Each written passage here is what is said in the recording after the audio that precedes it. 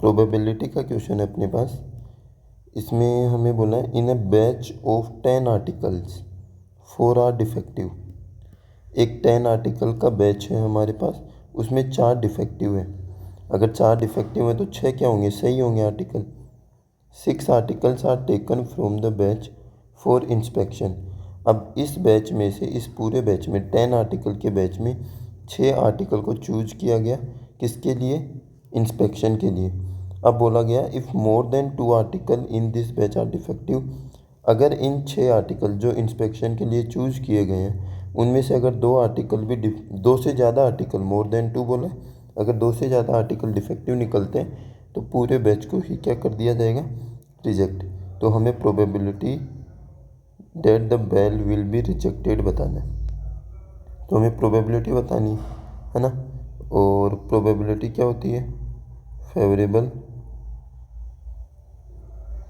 Favourable outcome upon में total. ठीक है। अब हमारे पास है कि हमारे पास 10 आर्टिकल है, 10 में से 4 तो डिफेक्टिव है, ठीक है, और 6 क्या है, सही है। 6 सही लिख देता हूँ ना। अब टोटल नंबर ऑफ वेज क्या हो जाएंगे, टोटल नंबर ऑफ वेज, तो टोटल आउटकम क्या होंगे, वो 6 आर्टिकल ले रहे हैं इंस्पेक्शन के लिए, और कितने में से ले रहे हैं, 10 में से।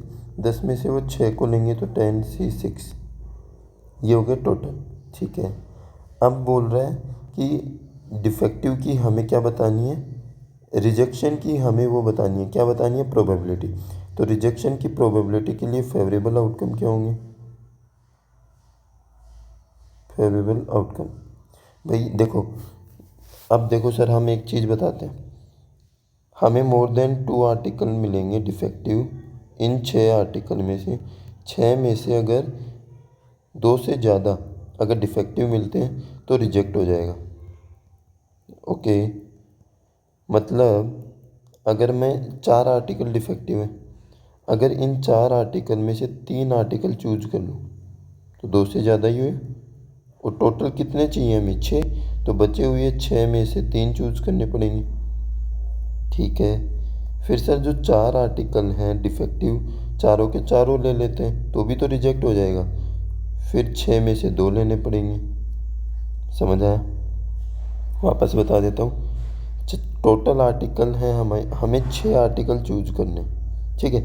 अब वो बोल रहा है कि हमें रिजेक्ट करना है, किसको, बैच को रिजेक्ट करना है। तो रिजेक्ट होने के लिए हमें मोर देन 2 आर्टिकल चाहिए, जो क्या होने चाहिए, डिफेक्टिव होनी चाहिए।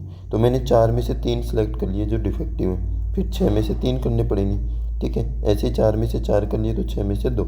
ठीक है, और इसकी प्रोबेबिलिटी हो जाएगी 4/3 तो हो जाएगा, 4C3 4 ही हो जाएगा, 6C3 हो जाएगा, मल्टीप्लाई है ना यार, 6 × 3 हो जाएगा 6 × 5 × 4/3 × 2 × 1, फिर प्लस 4C4 1 हो जाएगा, 6 × 5/2 × 1, 3 2 6 हो गया, 5 चौक 20, 20 चौक 80, प्लस 6 पंजे 30, तो कितना आ गया, 110।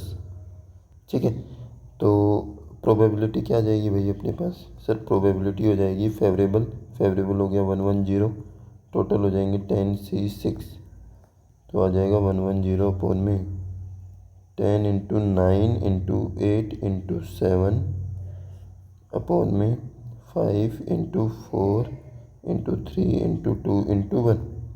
ठीक है, अब देखो जो कट रहा है वो उसको ख़त्म कर दो। सर कट तो क्या रहा है, 4 दूनी 8 हो गया, 3 तिया 9 हो गया, ठीक है, और 5 दूनी 10 हो गया।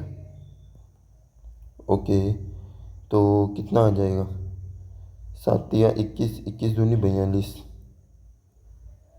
42 आ गया, और ऊपर 1 1, अरे ये तो कैसे पॉसिबल ही नहीं है, कुछ काटने पीटने में गलती की है क्या।